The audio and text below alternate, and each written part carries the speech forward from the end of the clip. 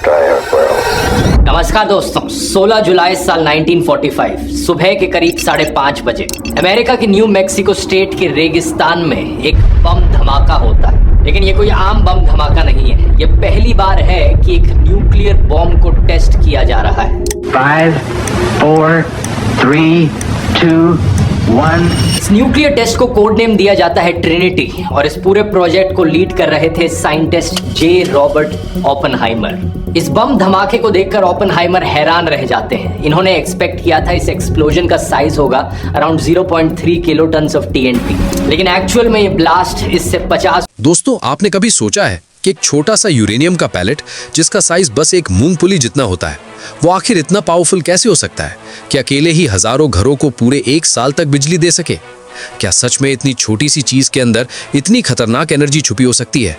और अगर मैं आपसे कहूं कि इस एनर्जी को हासिल करने के पीछे एक ऐसा प्रोसेस छुपा है जो दुनिया के सबसे कॉम्प्लेक्स और डेंजरस प्रोसेसेस में से एक है, तो क्या आप यकीन करोगे? क्योंकि आज हम आपको ले चलने वाले हैं एक ऐसी हिडन दुनिया में जहां धरती के अंदर से निकले एक साधारण से दिखने वाले पत्थर को कई हाईटेक मशीन्स, डेंजरस केमिकल्स और एक्सट्रीम कंडीशन से गुजार कर बनाया जाता है न्यूक्लियर फ्यूल। जहां हर स्टेप में होती है प्रिसिजन, हर प्रोसेस में होता है कंट्रोल और हर छोटी सी गलती बन सकती है एक बड़े खतरे का कारण।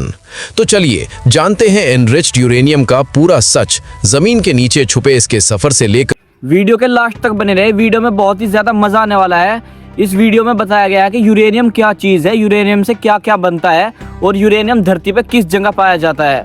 यूरेनियम के ऊपर ये वीडियो है, बहुत ही इंटरेस्टिंग वीडियो है, बहुत ही ज्यादा मजेदार वीडियो है। वीडियो के लास्ट तक बने रहे और हमारे चैनल को सब्सक्राइब कीजिए, वीडियो को लाइक कीजिए और शेयर कीजिए। न्यूक्लियर रिएक्टर तक सबसे पहले समय में थोड़ा पीछे चलते हैं। साल था 1789 जब एक जर्मन साइंटिस्ट मार्टिन हाइनरिच क्लैपरॉथ ने पहली बार यूरेनियम को एक केमिकल एलिमेंट के रूप में पहचाना। उस समय यह बस एक साधारण धातु की तरह माना जाता था। किसी को भी अंदाजा नहीं था कि इसके अंदर इतनी खतरनाक ताकत छुपी हुई है। फिर कई सालों तक ये सिर्फ एक साइंटिफिक क्यूरियोसिटी बना रहा। लेकिन असली बदलाव आया साल 1896 में जब फ्रेंच फिजिसिस्ट हेनरी बैकरेल ने एक अजीब फिनोमेनॉन डिस्कवर किया। उन्होंने पाया कि यूरेनियम अपने आप रेडिएशन छोड़ता है बिना किसी एक्सटर्नल एनर्जी के, और यहीं से शुरू हुई रेडियो एक्टिविटी की दुनिया। इसके बाद मैरी क्यूरी और पियरे क्यूरी ने इस रिसर्च को आगे बढ़ाया और उन्होंने रेडियम और पोलोनियम जैसे नए रेडियो एक्टिव एलिमेंट्स की खोज की। धीरे धीरे साइंटिस्ट्स को समझ आने लगा कि मैटर के अंदर एनर्जी का एक हिडन वर्ल्ड मौजूद है जिसे अगर कंट्रोल कर लिया जाए तो ये पूरी दुनिया को बदल सकता है। फिर आया एक और बड़ा टर्निंग पॉइंट, साल 1932 जब जेम्स चैडविक ने न्यूट्रॉन की खोज की। ये एक ऐसा सब एटॉमिक पार्टिकल था जिसके पास कोई इलेक्ट्रिक चार्ज नहीं था, लेकिन इसकी ताकत बहुत ज्यादा थी और यही न्यूट्रॉन आगे चलकर बना न्यूक्लियर फिशन की चाबी।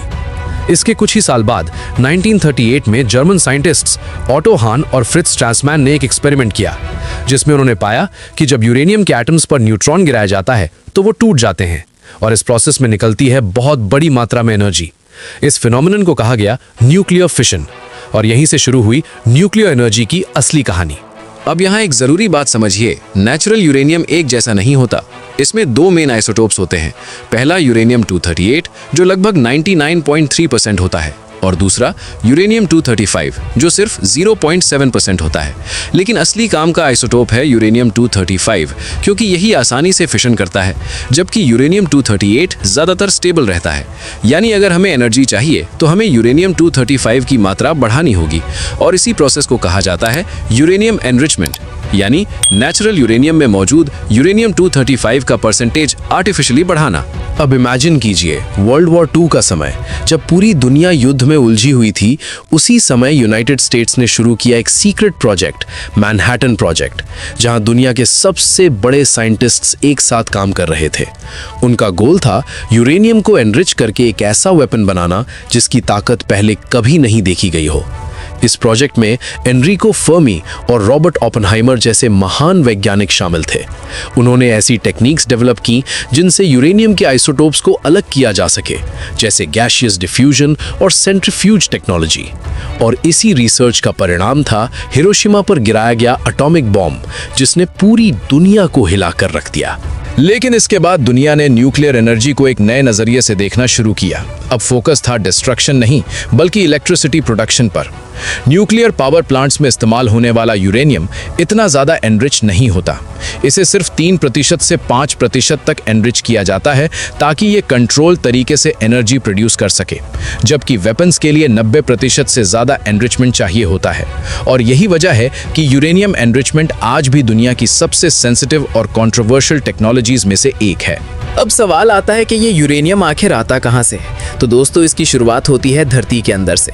यूरेनियम मिलता है खास मिनरल में जिसे यूरेनाइट कहा जाता है। ये आमतौर पर बहुत कम कॉन्सेंट्रेशन में पाया जाता है, कभी कभी सिर्फ 0.1% से 2% तक, यानी 1 टन पत्थर में सिर्फ कुछ किलो यूरेनियम। लेकिन दुनिया में कुछ जगह ऐसी भी हैं जहाँ इसकी मात्रा बहुत ज़्यादा होती है, जैसे कनाडा के सस्कैचेवन में, जहाँ यूरेनियम ओर की प्योरिटी 20% से भी ज़्यादा हो सकती है, यानी दुनिया के एवरेज से लगभग 100 गुना ज़्यादा।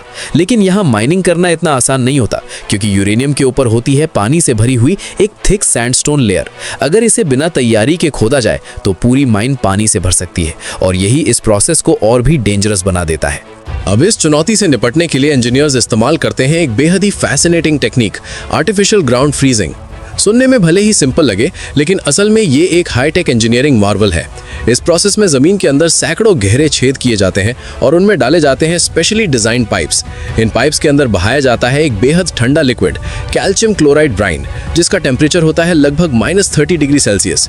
ये लिक्विड धीरे धीरे आसपास की जमीन और उसमें मौजूद पानी को फ्रीज करना शुरू कर देता है, और कुछ ही समय में ये पूरा इलाका एक सॉलिड आइस वॉल में बदल जाता है। ये बर्फ की दीवार इतनी मजबूत होती है कि ये पानी को पूरी तरह रोक देती है और यूरेनियम ओर को सुरक्षित तरीके से आइसोलेट कर देती है, जिससे माइनिंग प्रोसेस बिना किसी फ्लडिंग के शुरू किया जा सके। अब शुरू होता है असली एक्सट्रैक्शन प्रोसेस। सबसे पहले एक छोटा सा पायलट होल बनाया जाता है जो इंजीनियर्स को एग्जैक्ट दिशा दिखाता है। फिर बड़े बड़े ड्रिलिंग मशीन्स की मदद से उस होल को वाइडन किया जाता है और धीरे धीरे यूरेनियम ओर तक पहुंचा जाता है। पावरफुल ड्रिल्स रॉक को तोड़ते हैं और टूटे हुए पत्थर नीचे कलेक्शन चेंबर्स में गिरते जाते हैं। लेकिन यहाँ सबसे खास बात यह है कि ये पूरा प्रोसेस रिमोट कंट्रोल से ऑपरेट किया जाता है, यानी वर्कर्स सीधे उस जगह पर मौजूद नहीं होते। इससे उन्हें रेडिएशन और केविन जैसे खतरों से बचाया जाता है। साथ ही माइन के अंदर हर 20 मिनट में फ्रेश एयर सर्कुलेट की जाती है ताकि एनवायरनमेंट सेफ बना रहे। जब ये ओर सरफेस पर लाया जाता है तो सबसे पहले इसे स्कैन किया जाता है ताकि ये कंफर्म किया जा सके कि इसमें यूरेनियम की मात्रा कितनी है। हाई ग्रेड माइंस में ये 15% से 18% तक भी हो सकती है, जो कि बहुत ज्यादा मानी जाती है। इसके बाद इस ओर को बड़े क्रशर्स में डालकर छोटे छोटे टुकड़ों में तोड़ा जाता है। फिर इसे ग्राइंड करके फाइन पाउडर में बदला जाता है। ये पाउडर पानी के साथ मिलकर एक स्लरी बनाता है जो दिखने में गीली रेत जैसा होता है। फिर इस स्लरी को पाइपलाइन या ट्रक्स के जरिए प्रोसेसिंग प्लांट तक भेजा जाता है। अब आता है केमिकल प्रोसेसिंग का स्टेज, जहां असली ट्रांसफॉर्मेशन शुरू होता है। इस स्लरी में स्ट्रॉन्ग एसिड्स मिलाए जाते हैं जो यूरेनियम को डिसॉल्व कर देते हैं, जबकि बाकी इंप्योरिटीज नीचे सेटल हो जाती हैं। इसके बाद इस यूरेनियम रिच सोल्यूशन को अलग किया जाता है और कई केमिकल रिएक्शंस के जरिए इसे और ज्यादा प्योर बनाया जाता है। धीरे धीरे ये प्रोसेस इंप्योरिटीज को हटाकर एक हाईली कॉन्सेंट्रेटेड यूरेनियम कंपाउंड तैयार करता है। अब आता है सबसे क्रिटिकल और इंटरेस्टिंग स्टेप, एनरिचमेंट प्रोसेस।